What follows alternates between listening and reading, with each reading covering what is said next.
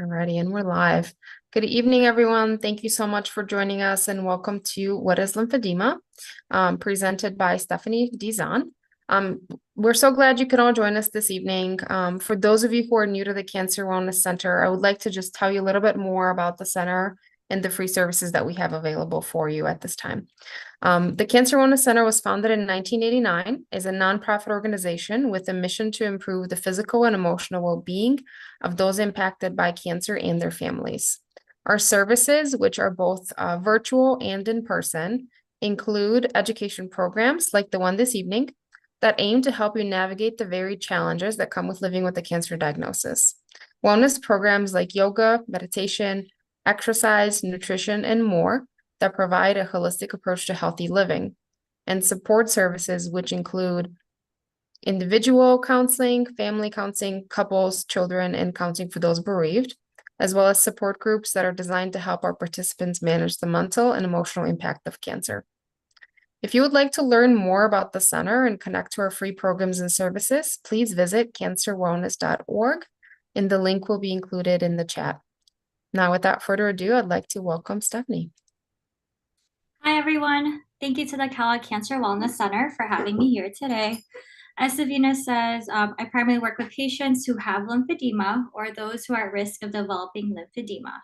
So when I do this education with my patients one-to-one, I often hear them say, "Why didn't I know about this sooner?" Or "Why hasn't anyone told me about this before?"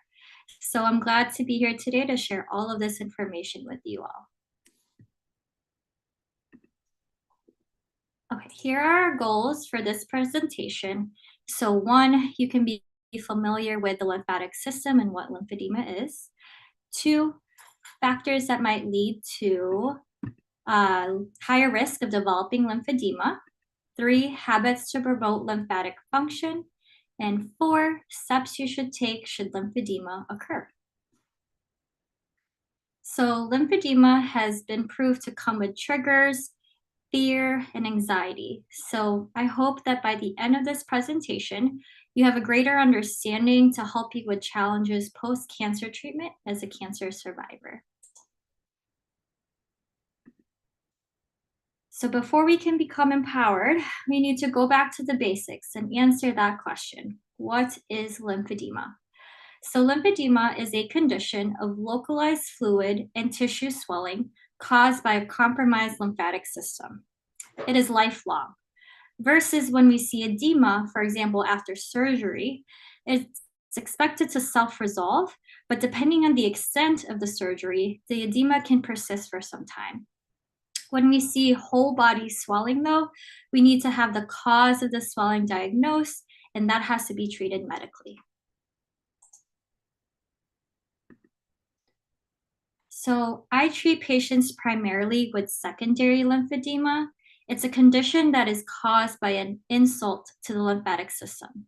So there's a diagnosis or trauma to the body that came first, and in turn, it overloaded the lymphatic system. So examples are surgery, radiation, trauma, increase in the tumor growth, infection, obesity, chronic venous insufficiency, and even filariasis.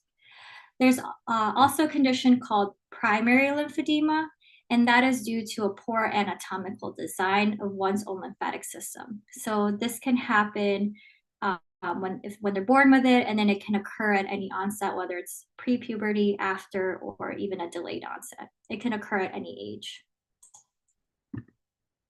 So this is an example of secondary lymphedema of what it can look like before and after treatment with a certified lymphedema therapist. This is another example of secondary lymphedema due to breast cancer and before and after treatment. So I want to let you guys know that this talk primarily has a lot of breast cancer related focus because that's where the research is at right now. But although some of you may have other types of cancers, I want to let you know that that still applies to you, this information today, because we apply those same principles for treatment, for education, based on what we know about the lymphatic system in general.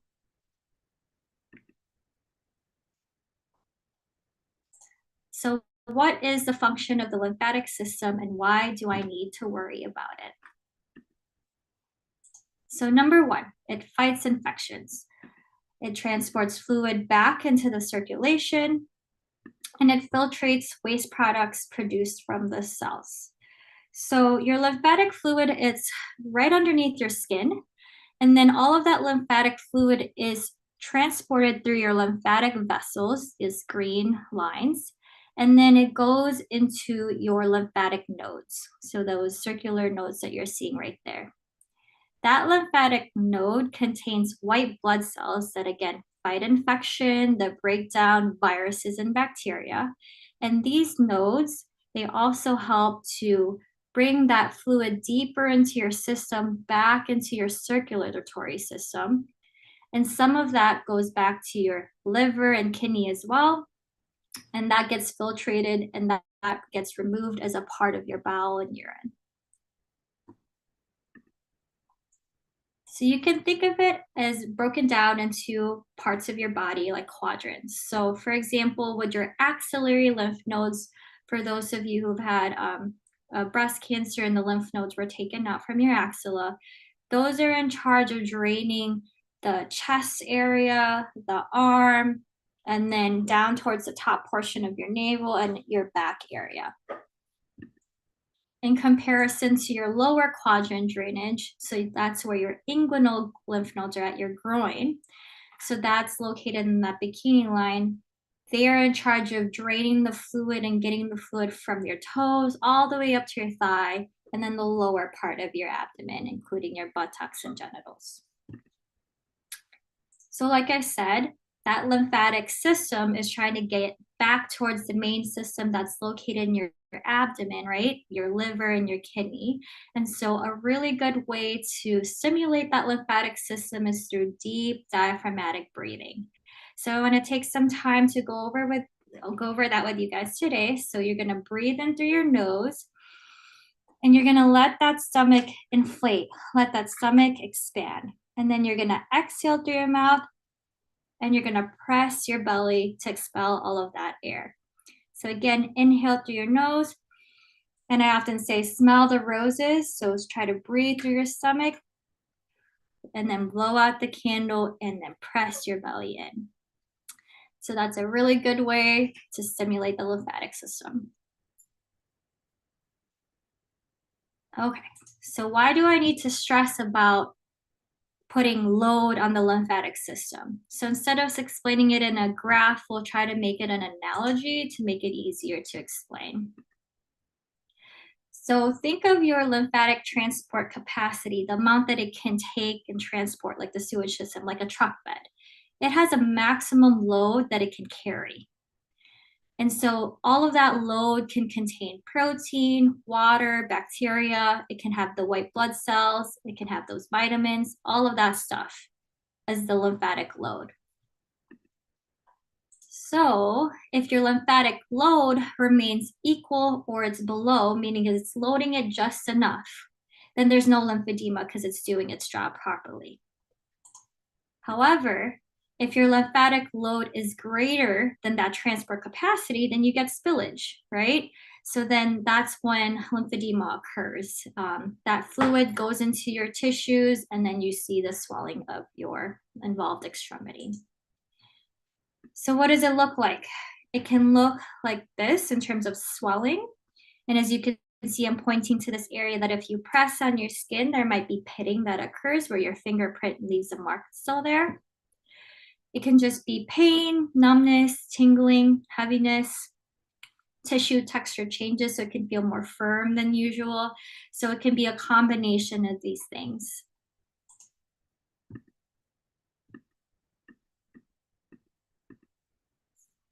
So this is one of the handouts that Sabina will give you guys. And if you guys need a copy, let us know. But this is a good way to have a self-check inventory in terms of monitoring your symptoms over a period of time and letting your lymphedema therapist or letting your physician know, and so that they can go back to it and diagnose you guys properly.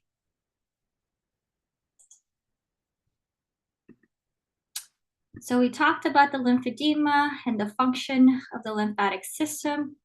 Now we're going to talk about factors that may lead to higher risk of developing lymphedema. So what's your individual risk of developing it? So there are those unmodifiable factors, and those are the things that you can't change, versus modifiable factors, things that you can be in control of. So number one is the number of lymph nodes removed. So according to research, more than 3 lymph nodes increases your risk.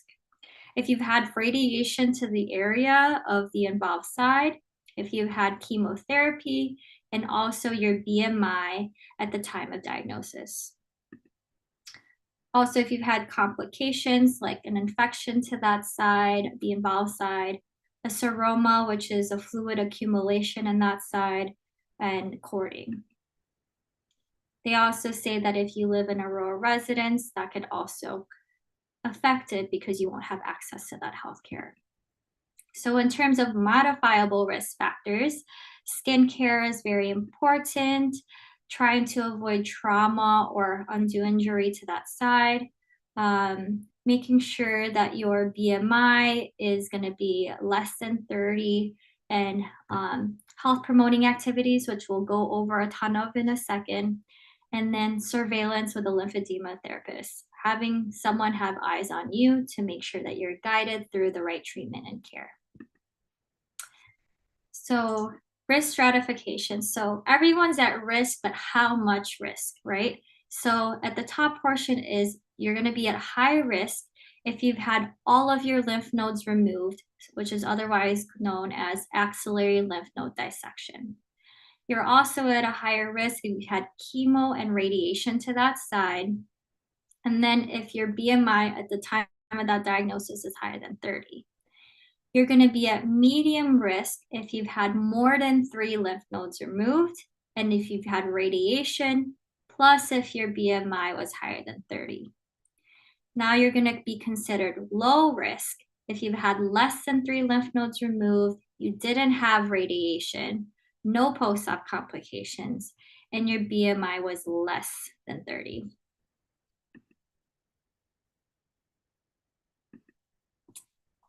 So then going on to modifiable risk factors, things that you are in control of. And this is also a handout that's going to be provided. And so skincare, we just talked about that because your lymphatic system is your immune system. It has the ability to break down that bacteria and remove it there. However, if you know that you've had lymph nodes removed, that lymphatic system in general is not working as properly. So we're trying not to overload that system is important by making sure that if we have any cuts to that involved side, that we're taking care of it promptly and making sure that you're moisturizing the area, preventing cracks in skin, cracks of the skin due to dry skin. What else is in here? Elective surgery. So trying to prevent like more surgery and trauma to that area. I get asked this a lot, compression sleeves. So we'll go over that in a second with a different one. But air travel, temperature. So with air travel, for those of you that are at low risk, we say you don't have to wear a compression sleeve. Research says that it doesn't matter of the pressure that you're on the plane. It's more about moving. It's more about you pumping the blood and the circulation there. Rather than wearing like an ill-fitting sleeve. For those of you who are at medium or high risk, then yes, we are recommending for you to wear some type of compression, however, under the guidance of a lymphedema therapist who can assess the proper fitting of a correct sleeve, compression bra, or compression sock. In terms of temperature, hot climate, it doesn't appear to increase the risk. So what they're saying is that if you were to go to like a humid tropical area, that you might experience transient swelling, which means temporary swelling that'll go away over time. So again, for those of you who are at low risk, be more flexible versus like high to medium risk, I would say that just be wary of the symptoms and maybe don't spend too much time outside in the sun, because they are saying that sauna should be avoided. So those extreme hot temperatures, they are saying to still avoid that because that can cause some increase in swelling. Okay. Oh, I think I forgot like one more. So with blood pressure and blood draws and injections, I've gotten that question a lot as well. And so according to research, there is no direct correlation between blood pressure cuffs, blood draws, and injections. But if you can't avoid it, then why not just use the unaffected side, kind of just as a precautionary method. But don't be scared that if like healthcare professionals don't have a choice but to choose your involved side, that's going to automatically cause lymphedema. So research is refuting that idea. Okay, so these guidelines are technically like unproven. These are just research based off of like pulling different articles together and forming an opinion and guideline on that. That's why I want you guys to make informed decision based off of what you guys know about the lymphatic system. So for example, taking care of your skin, right? And the issues that can arise so that you can seek out the healthcare professional at the end of the day so you can get more guidance on it. So kind of exactly what I was saying, like kind of weigh out the pros and the cons. If you're at the low risk, be on that more flexible side, like quality of life. You guys have been through a lot, so I would say just be a little bit more flexible. But if you are at like medium to high risk, then I would be more proactive about it to monitor those symptoms that you might be having and to seek medical advice. I'm gonna stop right here. So lymphedema and lymphedema system. What else? We talked about the factors that might lead to high risk of developing lymphedema. And now we're gonna talk about healthy habits to promote the lymphatic function. With the questions, we'll do that at the very end. I'm sure we'll have some time at the end. Okay, so healthy habits to promote lymphatic function. Surprise, exercise. So with that, I do want you guys to understand why it's so important. That lymphatic fluid is sitting on top of muscle belly.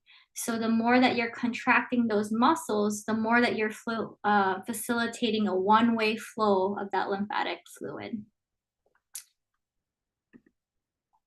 So here are some exercises that I can provide for anybody because it doesn't really hurt you to do these gentle exercises for those of you who have arm lymphedema or for those of you that are at risk. You're just promoting that muscle pump. So I'll just go over these. So you're going to do some gentle neck motions, side to side. And then you can do down and up. And then you can rotate left to right. So you have a bunch of lymphatic nodes over here in your neck area, so we're just stimulating that area. Next, you could do some shoulder circles and some shoulder blade squeezes, so squeezing your shoulder blades back. Now we're starting with the rotation, moving your arms and rowing that back and forth. Then bending and straightening your elbow and wrist. Wrist circles, opening, closing the fists, and deep breathing. So sometimes I even give this to my patients when they're going on a flight and they're saying, what can I do? You're telling me that you don't have to wear a sleeve, but is there something else that I can do? And I'm like saying exercises. So every 30 minutes or so, or when you can remember doing some of these motions to just promote lymphatic flow, will do a good job to decrease the lymphatic load and move it along. Okay, so for those of you who might have leg lymphedema or who are at risk of developing swelling in the legs, again, starting off over here at the shoulder because you have tons of lymph system there. The deep diaphragmatic breathing that we just talked about. So inhaling through your nose, letting your stomach rise, and then exhaling, pushing down into your belly. And you would do that about 5 times. Don't do 10. because you're going to get dizzy. So just 5. Everything else you can think about doing 10 repetitions. So alternating hip marches, so you could do this seated or standing. Again, if you're on the plane, this is a really good one to do. Knee extension, so just extending that knee back and forth. You don't have to have it elevated like this, but it's an extra plus to have it elevated because you're having gravity assist, but doing some ankle pumps and pointing your toes up and down and doing some ankle circles forward. So that anytime you guys have some sort of leg swelling with or without lymphedema, it's just good to get all of that fluid pumping from that area.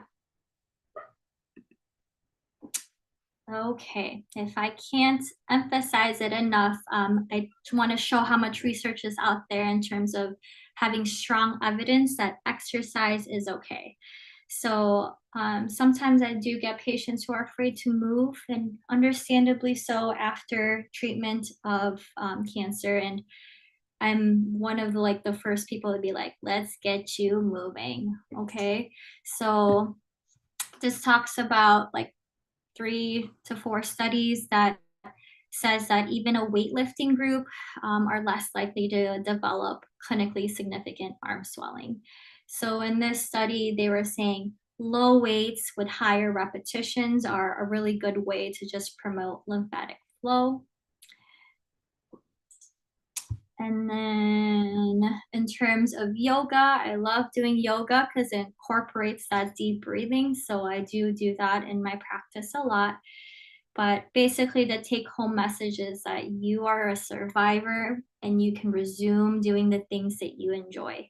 And if you guys are feeling like you need more guidance on it, then having a therapist help you through and making an individualized program for you would be really good. But things to keep in mind is to not overuse it, don't abuse it. So for example, if you haven't worked out in a long time, I don't expect you to lift so heavy at the first go, right? I would start with 1 or 2 pounds, or maybe I would start with no weight at all and I would just do motion exercises. So I would really prefer that you guys go slowly and gradually and listening to your body. There's a difference between harmful pain versus pain that's just stretching. And then for those of you who do have lymphedema, it is truly important to wear a compression garment. Again, a medical grade one, a good fitting one when you do exercise. Okay, so this is my mommy. So she had no choice but to participate in this exercise. But this exercise is really good, kind of like a double whammy exercise, incorporating the deep breathing and multiple muscle groups in just 2 movements. So I'll go over that. So you're gonna inhale, you're gonna reach and look over to the side that you're working with, and then you're gonna exhale and bring it down. So I often say it's kind of like you're drawing out a sword or doing some cheerleader moves. So you're gonna inhale and give it a little twist and really work that core. Don't over twist and hurt your back, but just a little bit, and then exhale, bring it down. So you can do this with weights or without weights. The other motion is like pulling a seatbelt. So you're gonna inhale here, across your shoulder, and then exhale, bring it down. And again, inhale here and exhale down. And you could do that on each side. Okay, so we talked about that, your risk stratification, healthy habits to promote, and then steps to take should lymphedema occur. So what if swelling occurs to that area? Just please call your physician right away and let them know that there can be issues that could be the cause of the swelling. So oftentimes it's not just lymphedema, it can be a symptom of something else. So that needs to be diagnosed and medically treated. But one of the things that I do want you guys to watch out for, where it can't wait to talk to a doctor because it might be hard to reach them, right? Is that if you are having signs of an infection, otherwise known as cellulitis. So this is different than a gradual onset of the lymphedema. this happens it can happen overnight.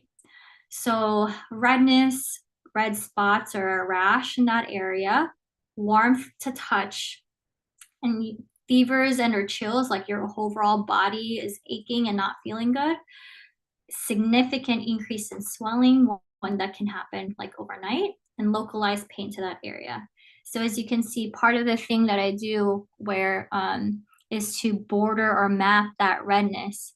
If that redness climbs within like 15 to 20 minutes, I'm sending you guys to the doc right away. So that's really important to know that this is different than just lymphedema. This needs immediate care. And so you would go to the ER for this one. I did some fancy on that. Okay, moving on. Again, with treatment of lymphedema, knowing that there is no cure, unfortunately, right now, but it is treatable in terms of having a way to manage those symptoms, to reduce the discomfort and heaviness, and to guide you back to doing the things that you want to do.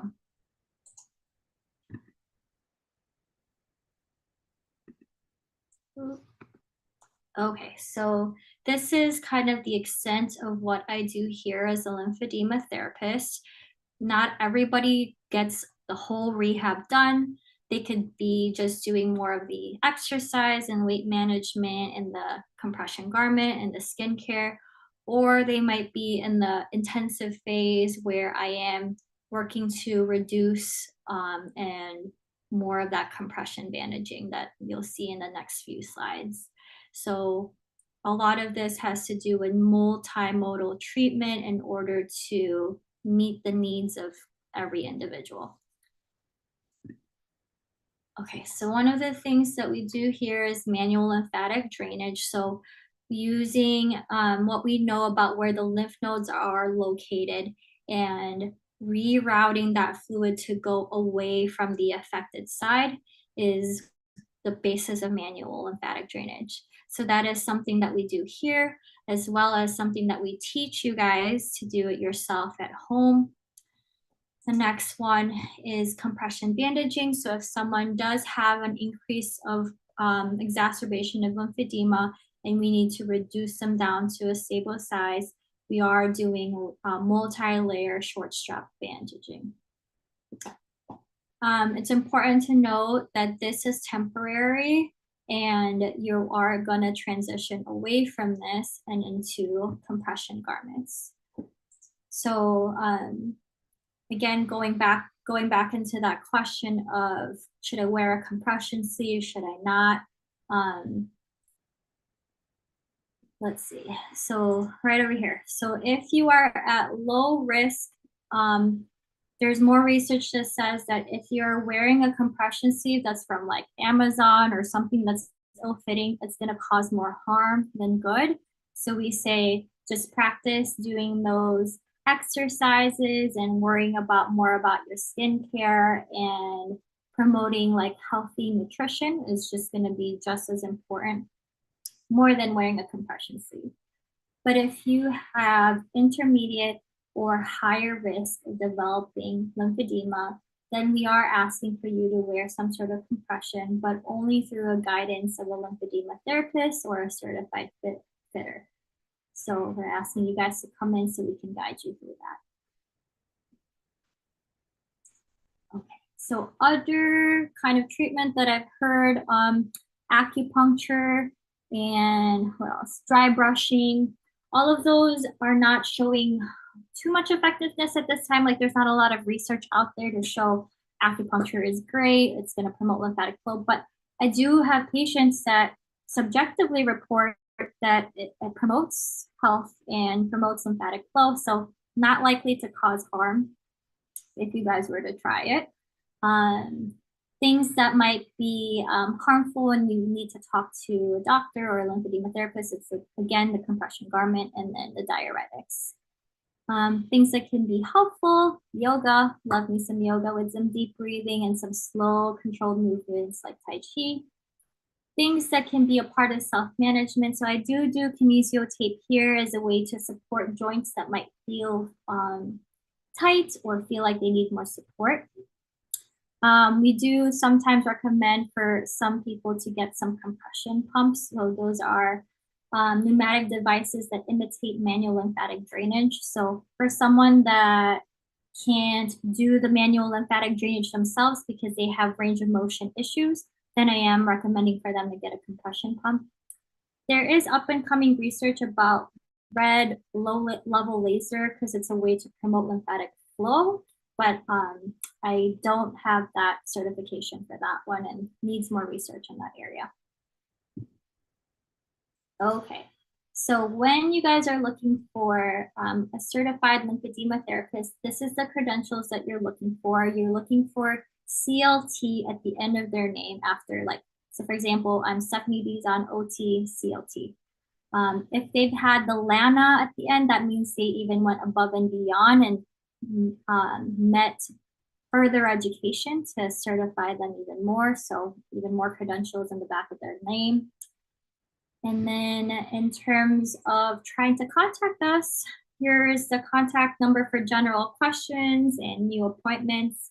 And then a doctor that can lead you guys through it is our lymphedema director, and his name is Dr. Feldman, and that is the number to call as well. All right, that's it. Thank you.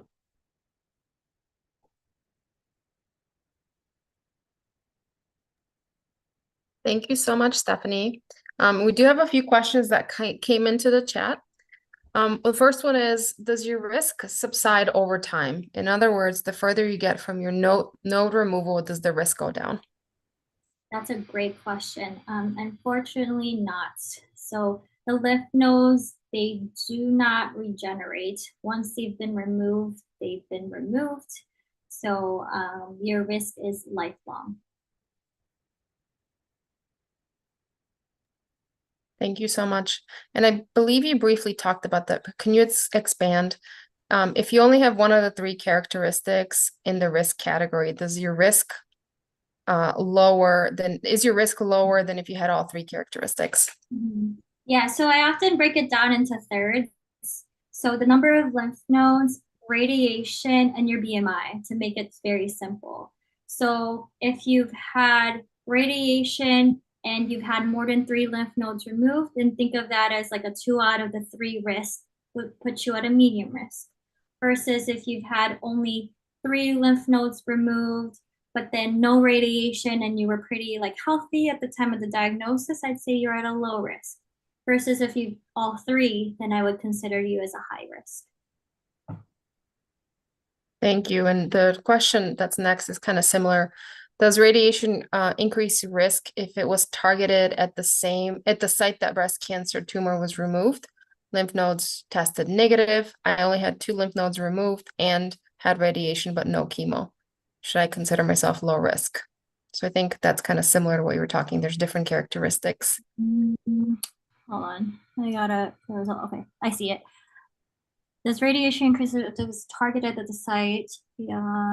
Yes, so radiation is one of the known factors that does increase your risk, but only 2 lymph nodes removal. Then I would ask if your BMI was lower than 30, if you were pretty healthy, then I would put you in between a low to medium risk. So if I say you're pretty healthy, I would say you're at low medium.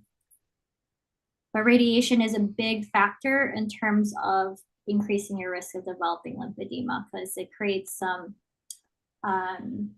permanent tissue changes that disrupts the flow of lymph fluid. Thank you. The next question is, what if I had lymphatic bypass? So if you've had lymphatic bypass, that's a type of surgery that increases the flow of the lymphatic fluid through vascularization. So it makes your lymphatic flow efficient is how I can say it. But that is not always successful, and it's not a guaranteed procedure in terms of curing lymphedema. So as of right now, we have ways to decrease the severity of lymphedema, to provide ways to reroute. So I would still say that to look at your risk factors to see if you're high, moderate, or low, and still promote those precautions based off of that. Thank you so much. The next person indicated that that person wears a sleeve and sometimes their fingers get swollen. Is that common? And if so, what should people do?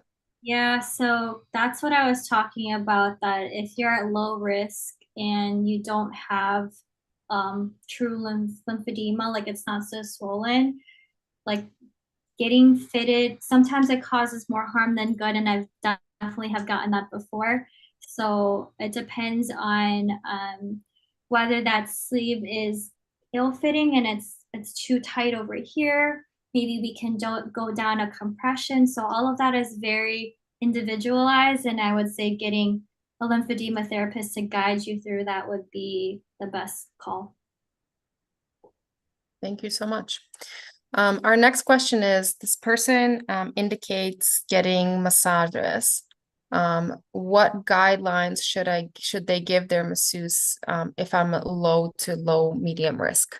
That's a good question. So it depends on the type of massages. So if you're trying to like getting a deep tissue massage, if everything is closed and everything is stable and you're, I don't know, 3 to 4 months out and you're going back to activities, there's no contraindications of you getting a massages. Not unless you have some orthopedic related issue where you can't move your shoulder and they're moving your shoulder or something like that. But there's no research that says like getting a deep tissue massage can cause or increase your risk of developing lymphedema.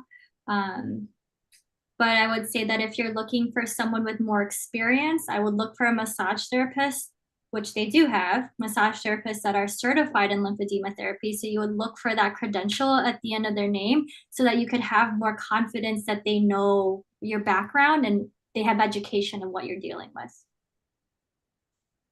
That's a really good point. In that massage therapists specialize in working with the lymphatic system. Mm. Our next question, the person indicates having all three risk factors. So which puts that person at a higher risk. If they work on lowering their BMI, would that lower the risk? Yes, completely. So patients who work on their BMI, you see the severity. So for those who have already lymphedema and they work on their BMI, their lymphedema severity decreases. So same goes with that risk factor. And if you work on those healthy habits and you're just promoting flow, it would decrease your risk of developing lymphedema. Thank you so much. And I'd like to note for people that are new to the center too, the Cancer Wellness Center does have an oncology dietitian on staff who can work with you on reducing your BMI and improving your lifestyle and healthy habits. We also have a 6-month program called Food and Fitness for Wellness that is focused on people who are post-treatment, again, to implement those healthy habits. And then lastly, the center does offer a variety of wellness classes like yoga and exercise that could also help, improve your mobility as well. So just wanted to note that if you want to learn more, please visit cancerwellness.org. The next question I got is, does the Zepbound help lower the risk? That one I can't speak on. I'm not a medical doctor, so you'd have to ask your physician about that in terms of weight reducing medication. Thank you. Mhm. The next question is the same person who had the 2 lymph nodes removed with the radiation and mentioned that their BMI is within a healthy range. Surgery was just over 5 years ago and had no issues. Will be flying to Europe twice this year and does not own a compression sleeve. Is it reasonable to not wear a sleeve when I fly but exercise my arm throughout the flight? Yes, that is very reasonable. So that's something that I would recommend to go back to those like arm lymphedema exercises, those gentle range of motion to just keep that muscle pumping. And to know the symptoms of lymphedema and monitor them should anything occur. But based off of what you told me, you are considered to be at lower risk. Thank you so much, Stephanie. And then this person who also had the lymphatic bypass has a follow-up, also has mild lymphedema. Because of their bypass, can they exercise or they have to be more careful? Hold on, I'm thinking about going back to the Sherry low. So if you've had radiation though, right? So I would ask if you have some sort of transient swelling in your chest wall, where whether like a compression bra, but not a sleeve per se.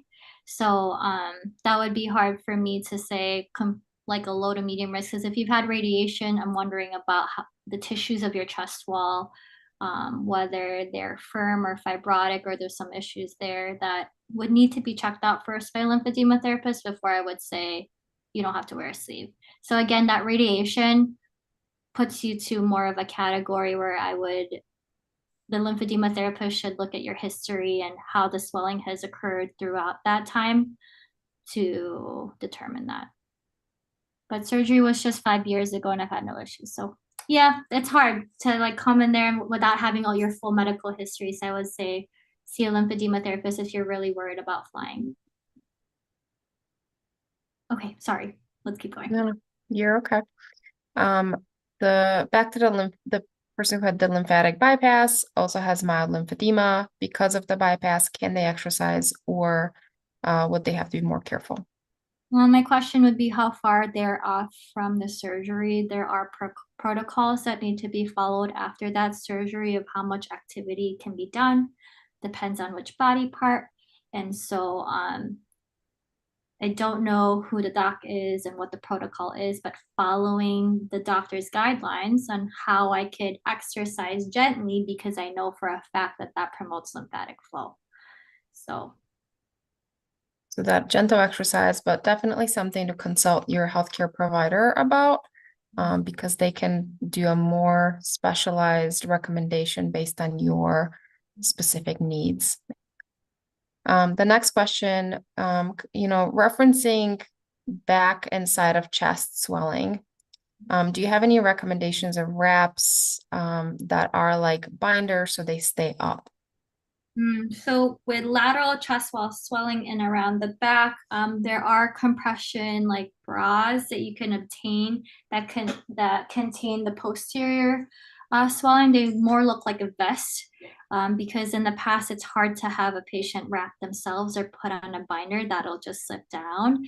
So again, under a guidance of a lymphedema therapist, because it depends on like the size and the fitting, we do have recommendations of wearing a compression bra that covers the posterior and lateral side. Thank you so much, Stephanie. And then just to remind or to reiterate, in order for people to see a lymphedema specialist, they would need a referral to see someone on your team. So please check in with for those of you who had the very specific questions, please check in with your healthcare provider and request a referral for a lymphedema evaluation, so that you can get referred to your team and get that personalized recommendations. Yes, so you don't have to have lymphedema to come see us. If you are at risk, you would qualify to come see us. The doctor, it can come from your primary care, your oncologist, your whatever doctor, as long as they're a doctor, they could write that order. And the order would have to say OT/PT lymphedema referral. Thank you so much. And that is the last of the questions.